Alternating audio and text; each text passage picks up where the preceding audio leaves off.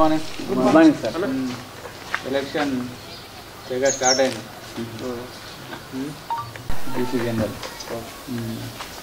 ఉన్నారు, మంచి ఆశాభావాలు బాగానే మంది ఉంటుంది. అవును సార్.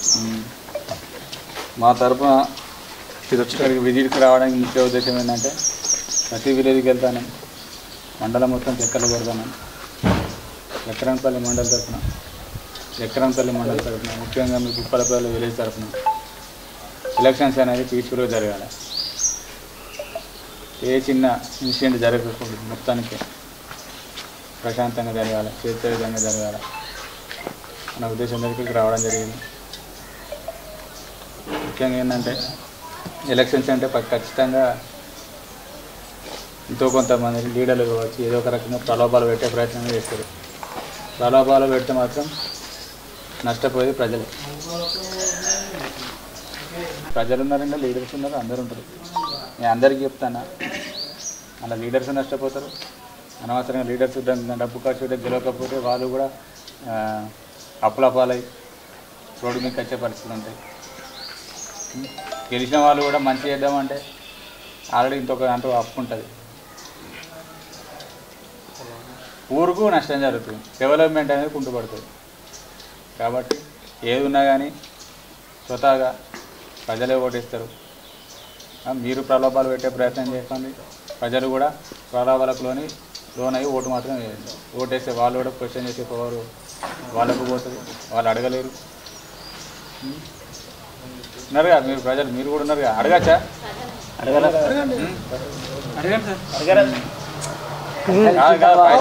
పైసలు ఇచ్చి ఓటేస్తే మళ్ళీ అడగచ్చా? లీడర్ అని అడగచ్చా? నువ్వు అప్పుడే పైసలు తీసుకున్నావు, నేనేం మంచి చేయాలని చెప్పేసి అంటారు. అప్పుడేం చేస్తారు మీరు? కాబట్టి ఎలాంటి ప్రలోభాలకు లోన్ కావద్దు. ఒకవేళ ఎవరైనా ప్రలోభాలు పెట్టే ప్రయత్నం చేస్తే మాకు కాల్ చేయండి. నువ్వు వానికి ఓటు చేయదురన్నా, నాకు ఓటు అయ్యి అని చెప్పి చెప్పుకుంటే ఏం కాదు. కానీ వాని ఇష్టం, రైట్, ఎవరికైనా ఇష్టం. ఆయన నచ్చిన వ్యక్తికి ఆయన ఓటేసుకుంటాడు. కాబట్టి అట్లాంటివి ఏమైనా జరిగితే మాకు కాల్ చేయండి. కాల్ చేసి మేము వస్తాం, వాళ్ళపైన చట్టరీత్యా చర్యలు తీసుకుంటాం. ఇంకొకటి మెయిన్గా చెప్పేది అంటే ప్రచారం ఉంటాయి. ఎలక్షన్ అంటే ప్రచారం ఉంటుంది. ఫస్ట్ నామినేషన్స్, దాని తర్వాత ప్రచారం, దాని తర్వాత పోలింగ్ డే, దాని తర్వాత గెలిచిన తర్వాత ఏముంటుంది విజయోత్సవ ర్యాలీలు అంటారు. నామినేషన్స్ దగ్గర ఎంతమందిని అలో చేయాలనో దానికి ఒక సిస్టమ్ ఉంటుంది. అంతమందిని మాత్రమే నామినేషన్ దగ్గరికి అలో చేయాల్సి వస్తుంది. మీరు ఎక్కడ ఉన్నదో తెలుసా? నామినేషన్ సెంటర్ కుప్పలపల్లికి ఇక్కడ ఏమేమి ఉన్నాయి? కుప్పలపల్లి, ఇంతకుముందు సికింద్రాపూర్ ఉండే. కాబట్టి వాళ్ళు కూడా వస్తారు, మిగతా వీళ్ళు కూడా వస్తారు. వాళ్ళ తరఫున కూడా ఏం కాకుండా చూసుకోవాల్సిన బాధ్యత కూడా మీదే ఉంటుంది, మీ ఊరు తరఫునే ఉంటుంది. వాళ్ళు రెవెన్యూ వాళ్ళు చెప్తారు, ఎవరో వాళ్ళు చెప్పినట్టు నడవక అంటే దాంట్లో ఇక్కడ ఉన్నదంతా రికార్డింగ్లు ఉంటుంది.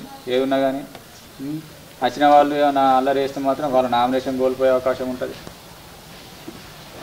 వాళ్ళు క్యాండిడేట్ ఎలక్షన్లో పార్టిసిపేట్ చేయడానికి అనర్హుడు అయిపోతారు.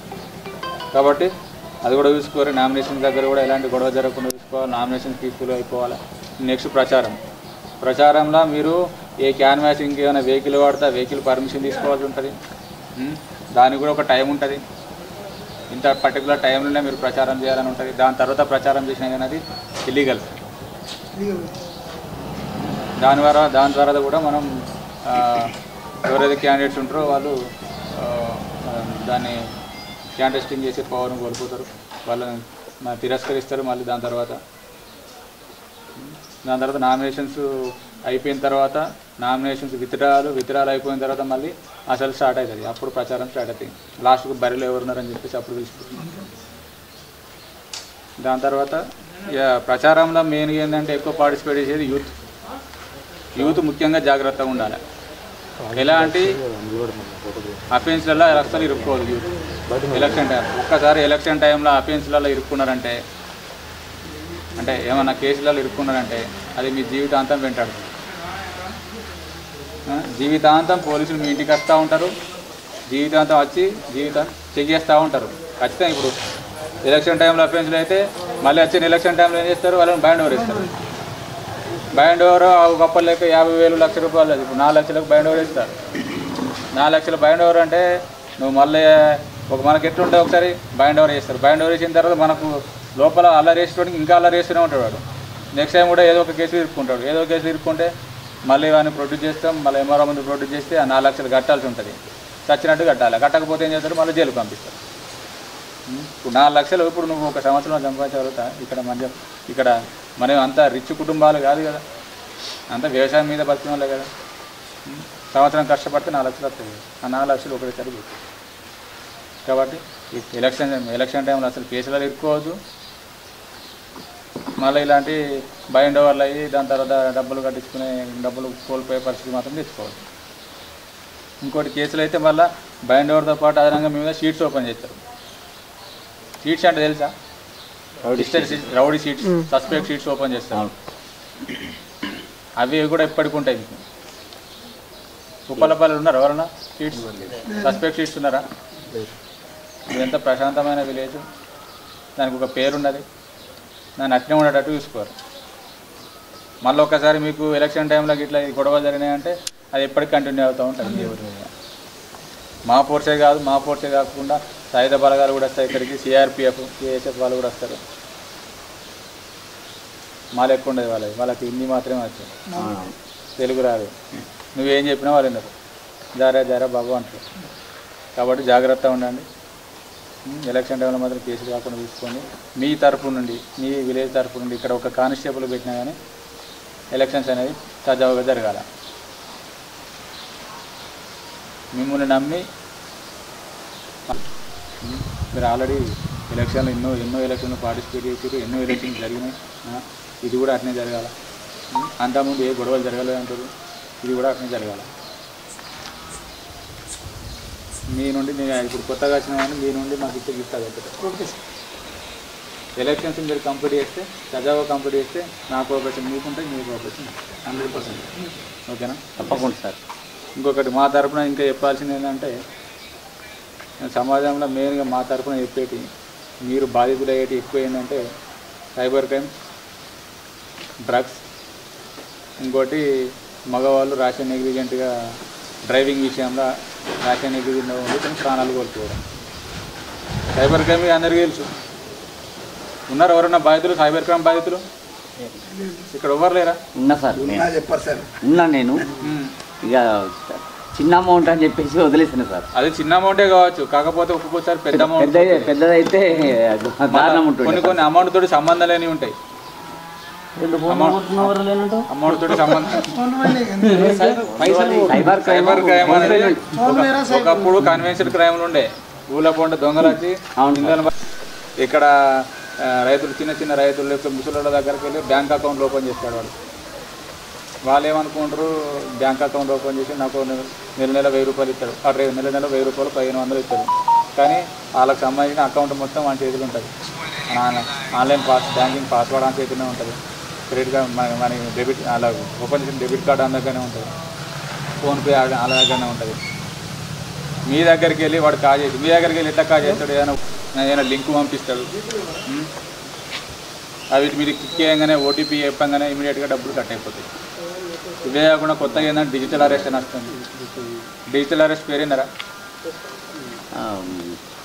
అంటే మీ కొడుకు కానీ లేకపోతే ఎవరన్నా మీకు సంబంధించిన వాళ్ళు ఈ పలానా డ్రగ్స్ కేసులు ఇరుక్కున్నాడు, ఇప్పుడు మా దగ్గరనే ఉన్నాడు అన్నట్టు అక్కడ మీకు ఒక వీడియో కాల్ చేస్తారు, లేకపోతే ఫోటో దగ్గరనే ఉన్నాడు, మీరు అర్జెంటుగా దీనికి డబ్బులు పంపించకపోతే మేము అరెస్ట్ చేస్తాం అని చెప్పంగానే వాళ్ళు కూడా మళ్ళీ కొంచెం వీడు కట్టగలుగుతాడు, భయస్తాడు అన్నట్టు వాళ్ళనే చూజ్ చేసుకుంటారు. చూజ్ చేసుకొని నువ్వు కొడుకు అక్కడ ఉన్నాడు, నువ్వేం చేస్తావు, మా కొడుకు కేసులో ఇరుక్కోవద్దు అదే అదని చెప్పేసి ఇమీడియట్గా ఆడు 50,000 అంటే 50,000, లక్ష రూపాయలు 1 లక్ష రూపాయలు, 2 లక్షలు అంటే 2 లక్షలు ట్రాన్స్ఫర్ చేస్తాం. మీరు అలాంటిది మీకు ఏమైనా కాల్ వస్తే ఫస్ట్ మీ పోలీస్ స్టేషన్లో అడగాలి, మన సొంత పోలీస్ స్టేషన్లో అడగాలి అసలు ఇట్లా కాల్ వచ్చింది నిజమేనా కాదా. ఇప్పుడు మాకు వేరే డిస్ట్రిక్ట్ నుండి చేసినా కానీ, వేరే స్టేట్ నుండి చేసినా కానీ మాకు పరిచయాలు ఉంటాయి కదా, మేము కనుక్కుంటాం నిజంగానే కేసులు ఇరుక్కున్నాడా లేదా. నిజంగానే కేసులు ఇరుక్కుంటే మేము ఎట్లా ప్రొసీడ్ కావాలో చెప్తాం. కాబట్టి అట్లాంటి ఏ కాల్ వచ్చినా చెప్పుకోండి. డిజిటల్ అరెస్ట్ సంబంధించింది ఇంకా చాలా ఉంటాయి.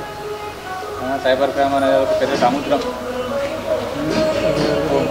పోలీసులు మేము వాళ్ళని అంతకుముందు ఓన్లీ ఓటీపీలో ఉండే, ఓటీపీలో గురించి చెప్పుకుని వచ్చేసరికి మీకు అవేర్నెస్ వచ్చింది, మీరు రకంగా స్టార్ట్ చేసి ఇప్పుడు మీకు మళ్ళీ సీజన్ ఇది అట్లా సీజన్ అయిపోయింది, అందరి దగ్గర డబ్బులు పడతాయి.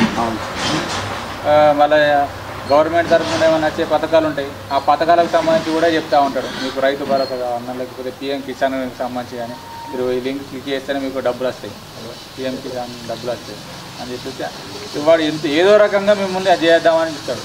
సైబర్ క్రైమ్ అంటే అట్లా ఉంటుంది. మీరు ఒక్కసారి ఏమైనా చెప్పే ముందు ఏమైనా క్లిక్ చేసే ముందు దీనివల్ల నాకు ఏమైనా నష్టం అవుతుందా కాదా అని ఆలోచించి మీరు ఆ నిర్ణయం తీసుకోవాలి. లేకపోతే మీరు సంపాదించిందంతా ఒక్కటే సెకండ్లో విడిచిపెట్టుకుంటూ పోతుంది. ఒకవేళ పోయింది నువ్వు అంత జాగ్రత్త పడ్డావు, ఎన్ని జాగ్రత్తలు తీసుకోవాలి అన్ని జాగ్రత్తలు తీసుకున్నావు, అయినా కానీ ఏదో మిస్టేక్లు లేకపోతే నువ్వు కాక కొన్ని కొంతమంది మీరు ఏం చేస్తారు, మీ పిల్లలకి ఇస్తారు, వాళ్ళు గేమ్స్ ఆడుతూ ఉంటారు, వాళ్ళకు తెలియదు గేమ్స్ ఆడడంలో ఇష్టం. ఇప్పుడు పబ్జీ ఆడతాడు, ఫ్రీ ఫైర్ ఆడతాడు, ఏదో ఆడతాడు. వాళ్ళు ఏంటంటే అందులో కూడా కొన్ని స్టోర్స్ ఉంటాయి, కాయిన్స్ ఉంటాయి. ఆ కాయిన్స్ పర్చేజ్ చేయమంటారు, పర్చేజ్ చేస్తే ఇంకో లెవెల్కి పోతారు అన్నట్టు. అట్లా వాళ్ళు ఏం చేస్తారు, మీ ఫోన్పే దానికి లింక్ ఉంటుంది, దాన్ని క్లిక్ చేస్తూ ఉంటారు, అట్లా కూడా డబ్బులు పోతూ ఉంటాయి. కాబట్టి మీ పిల్లలు కూడా అవేర్నెస్ కల్పించండి. వాళ్ళు చదువుకుంటా అంటేనే మీరు చూడండి, చదువుకుంటున్న దాంతో లేకపోతే గేమ్స్ ఆడుతున్నా చూసి వాళ్ళని కంట్రోల్లో పెట్టుకోండి, మీ డబ్బులు పోకుండా చూసుకోండి. ఒకళ్ళు అన్నీ జరిగినా పోయినా కానీ మనకు గోల్డెన్ అవర్ అని ఉంటుంది. గోల్డెన్ అవర్ పీరియడ్లో ఇప్పుడు మీ ఇమీడియట్గా డబ్బులు కట్ అయిన మెసేజ్ వచ్చింది కదా, డబ్బులు కట్ అయిన దాని మెసేజ్ వచ్చినాక ఇమీడియట్గా 1930 కాల్ చేయాలి. 100 కూడా కాదు, 1930 కాల్ చేయాలి. మనం లేవనుకుంటే మనకు ఏం తెలియకుండా పోలీస్ స్టేషన్కి వస్తారు, లేకపోతే ఎవరికి తెలిసిన పెద్ద మనిషికి ఫోన్ చేస్తారు, ఏదైనా సాఫ్ట్వేర్ ఇంజనీర్కి ఇట్లా డబ్బులు పోయినారని ఫోన్ చేస్తారు. అది డిలే అవుతుంది. డిలే అయిపోయేసరికి ఏంటంటే ఇప్పుడు నేను చెప్పినా కదా, వాడు ఎవడైతే ఫ్రాడ్స్టర్ ఉంటాడో వాడు ఒక 100 అకౌంట్లు తీసుకొని పెట్టుకుంటాడు. నీ అకౌంట్లోకి వెళ్ళి ఒక అకౌంట్ పోయినాక వెంటనే ఈ 100 అకౌంట్లకు మెల్లమెల్ల చిన్న అమౌంట్ ట్రాన్స్ఫర్ చేస్తూ ఉంటాడు. అంటే ఒకే అకౌంట్ ఉంటే ఏంటంటే వాడు హోల్డ్ అయిపోతుంది. మనం కంప్లైంట్ ఇచ్చినాక వెంటనే హోల్డ్ చేస్తాం కాబట్టి చిన్న అకౌంట్లకు కూడా ట్రాన్స్ఫర్ చేస్తూ ఉంటాడు. మీరు ఇంత తొందరగా మీరు కంప్లైంట్ ఇస్తే ఇప్పుడు సపోజ్ ₹1,00,000 పోయినాయి, ₹1,00,000 పోతే తొందరగా కంప్లైంట్ ఇచ్చాను అనుకో, వాడు ఒక అకౌంట్ నుండి ఇంకో అకౌంట్కి ఒక 10,000 ట్రాన్స్ఫర్ ఇస్తాడు. ఇంకొక 90,000 అదే అకౌంట్లో నువ్వైతే నీ అకౌంట్ నుండి ఏ అకౌంట్కి అయితే పోయిందో ఆ అకౌంట్లో 90,000 ఉంటాయి. నువ్వు కేసు రిజిస్టర్ చేస్తే ఆ 90,000 నీకు వెనక్కి వస్తాయి. నువ్వు ఒక్కొక్క 10 నిమిషాలు లేట్ చేసిన కొద్దీ ఆ అమౌంట్ అనేది పోతూనే ఉంటాయి. ఆఖరికి వస్తే 10,000 మిగలచ్చు, ₹5 మిగలచ్చు, జీరో మిగలవచ్చు. కాబట్టి ఇది మెయిన్గా సైబర్ క్రైమ్ చూసుకోండి. దాని తర్వాత ఇంకోటి ఏంటంటే డ్రగ్స్. ఇప్పుడు యువత ఘోరంగా చెడిపోయారు. అంటే మా తరఫున మేము ఎన్ఫోర్స్మెంట్ చేస్తున్నాం. తెలంగాణలో అసలు ఓవరాల్గా భారతదేశంలో తెలంగాణలో ఎక్కువ కేసులు రిజిస్టర్ చేస్తున్నారు. ఎక్కువ కేసులు అంటే మిగతా రాష్ట్రాలలో కూడా డ్రగ్స్ బారిన పడుతున్నారు. కాకపోతే మనం ఎక్కువ రిజిస్టర్ చేయడం వల్ల ఏంటంటే మనం డ్రగ్స్ ప్రభావిత రాష్ట్రం లెక్క కనబడుతుంది, కానీ మనం కేసులు చేస్తున్నాం. ఇంకా తగ్గుముఖం పడుతుంది, వాడకం అనేది తగ్గుముఖం పడుతుంది. ఇంకా అటు కర్ణాటక, బెంగళూరు అటు పోతే ఇంకా చాలా ఉన్నది. మన పేపర్లో మన దాని గురించి చదువుతాం కాబట్టి ఎక్కువ మన దగ్గర ఉందనుకుంటున్నాం. ఉన్నా కానీ ఎవరు అలాంటి డ్రగ్స్ బారిన పడిన వాళ్ళు ఎవరు ఉంటే చెప్పండి, మాకు చెప్తే మేము వాళ్ళని పిలిపించుకుంటాం, కౌన్సిలింగ్ చేస్తాం. కౌన్సిలింగ్ చేస్తే మారితే ఓకే, మారకపోతే మళ్ళీ ఎప్పుడైనా తాగంగా కానీ లేకపోతే ఎవరికైనా నమ్మంగా కానీ దొరికితే మాత్రం కేసు చేయాల్సి ఉంటుంది. 1 గ్రామ్ దొరికినా కానీ 10 సంవత్సరాలు జైలు షిఫ్ట్ ఉంటుంది. ఎన్డీపీఎస్ చట్టం ప్రకారం 10 సంవత్సరాలు జైలు షిఫ్ట్ ఉంటుంది 1 గ్రామ్ దొరికినా.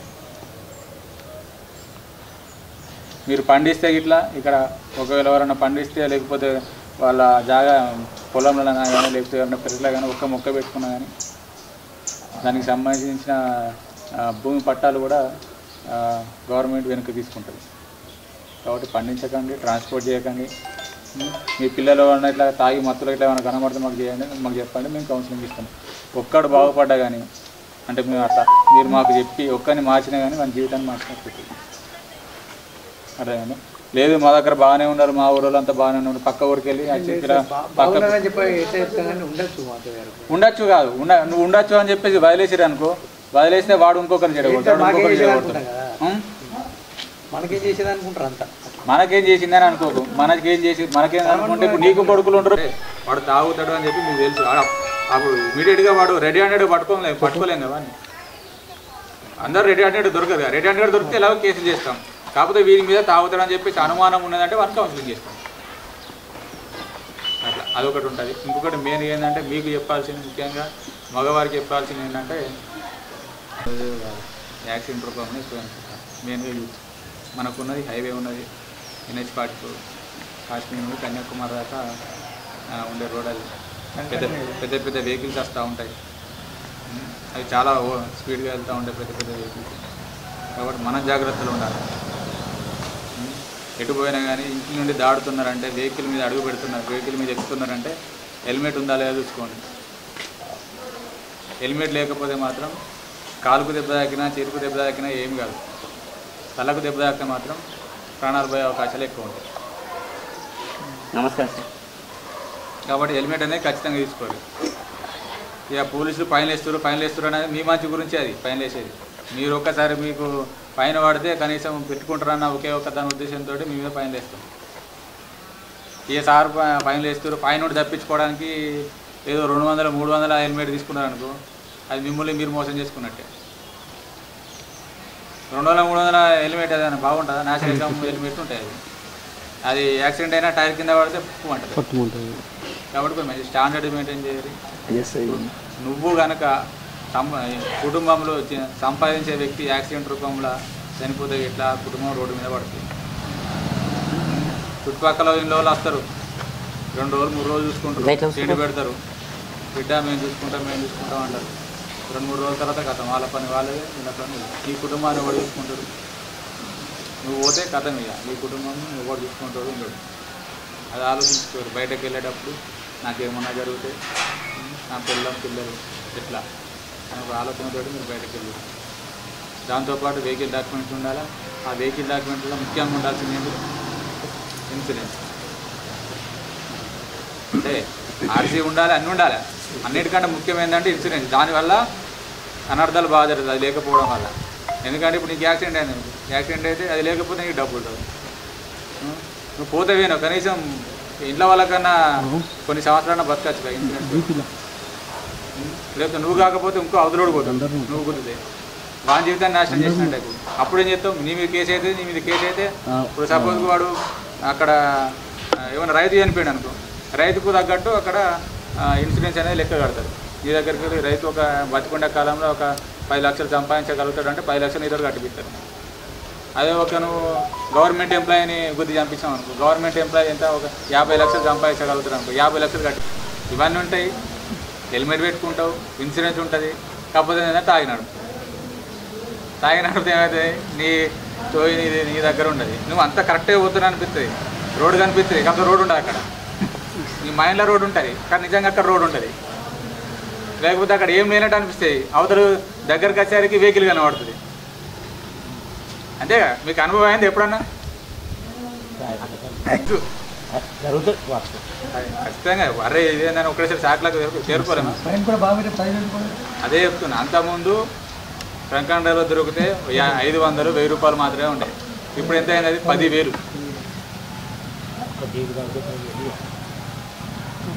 10,000 అంటే అర్థం చేసుకో. ఒక్కసారి దొరికితే 10,000. 10,000 కట్టకపోతే జైలుకు.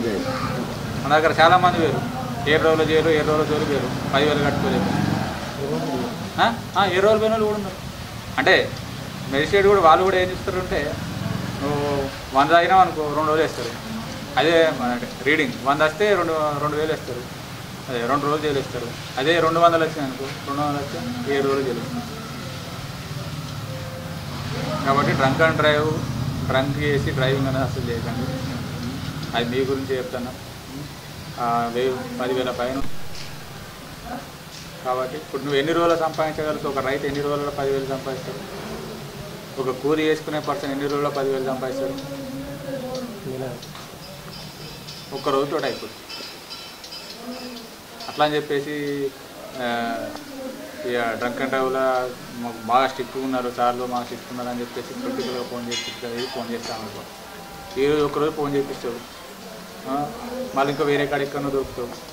లేకపోతే ఈరోజు తప్పించుకున్నా అనే ఉద్దేశంలో ఇంకా ఘోరంగానే రెక్లెస్గా నువ్వు తాగి నడుపుతూ ఉంటావు. అప్పుడు నష్టపోయేది మాత్రం నువ్వు. తాగి నడపకండి, పొలిటికల్గా ఫోన్ చేపించకండి. అర్థమైందా? మీరు తాగి నడపకపోతే నేను చెప్పినా మా పోలీస్ తరఫున చెప్పేది మ్యాక్సిమం ఇవే ఉంటాయి. ఇంకోటి మెయిన్గా ఈ 15 రోజుల మెయిన్ ఉద్దేశం ఏంటంటే ఎలక్షన్స్ అనేవి పీస్ఫుల్గా జరగాలి. అది 15 రోజుల మెయిన్ ఉద్దేశం. ఓకేనా? మీకు విలేజ్ ఫస్ట్ టైం వచ్చినా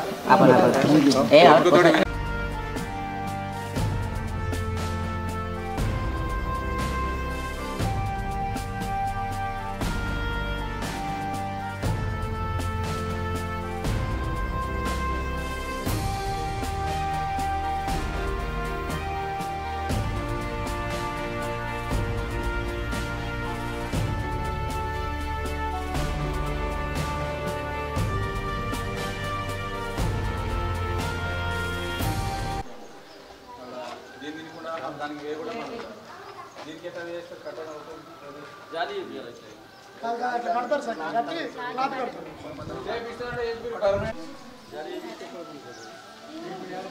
తర్వాత ఎలక్షన్స్ అయిపోయిన తర్వాత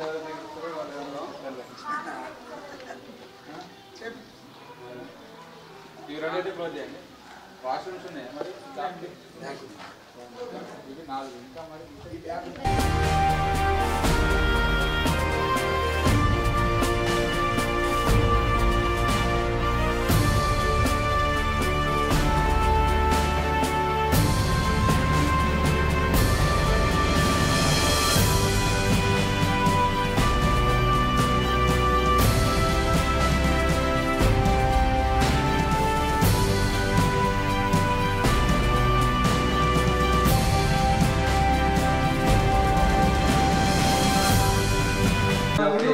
లాస్ట్ చింతలూరు అది వికెట్ వేసింది సార్. చింతలూరు వెళ్ళి మరీ అడ్వాన్స్ ఉన్నది. 80 లెవెల్ ఉంటుంది చింతలూరు. అది స్లైడింగ్ బోర్డ్స్ ఉన్నాయి. తర్వాత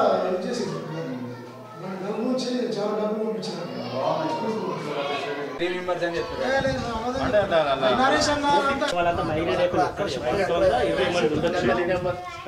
అయిపోయినారు కాబట్టి ప్రజెంట్ ఉన్న వాళ్ళు చెప్పినట్టున్నారు. ఇంకా పెరగాలి మరి, ఇంకా పెరగాలి. గ్రామాలు పోయినా కానీ ఇక వాళ్ళు కోసం రౌండ్ వేసుకోవాలి. ఇక ఈ ఊరు వాస్తవే కదా.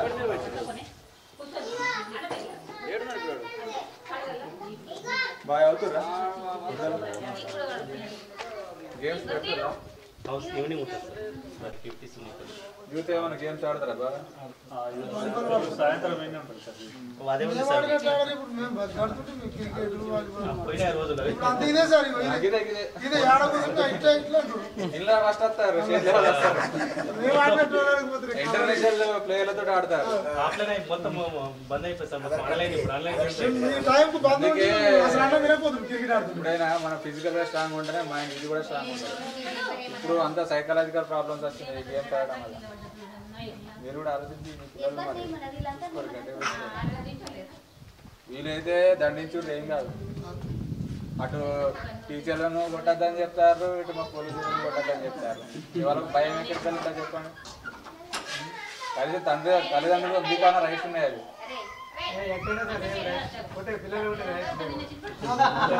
మీ తండ్రి కూడా కొంచెం మందులు లేకపోతే ఇంకోళ్ళు మందులు ఇస్తారు. ఇప్పుడు మేము టీచర్లు కొడితే మన పోలీసులు కొడితే తల్లిదండ్రులు వచ్చి కంప్లైంట్ చేస్తారు, తల్లిదండ్రులు కొట్టినప్పుడు వాళ్ళకి కంప్లైంట్ చేస్తారు. కాబట్టి మీకన్నా కొంచెం అది ఉంటుంది. వాని కొడుకు మాకు కొడుతున్నారు ఆ మాత్రం ఇప్పుడున్నా సార్ మా పోస్టింగ్ తీసుకొని ఇప్పుడు రిటైర్మెంట్ ఉన్నాయి ఇల్లు ఏం రాపుతుండే మటల మీద అప్పుడు అంత దండించారు కాబట్టి ఇప్పటికే డిసిప్లిన్ ఉన్నారు. మాకు చెప్పిండు లెక్క ఏం చెప్తుండే ఇంగ్లీష్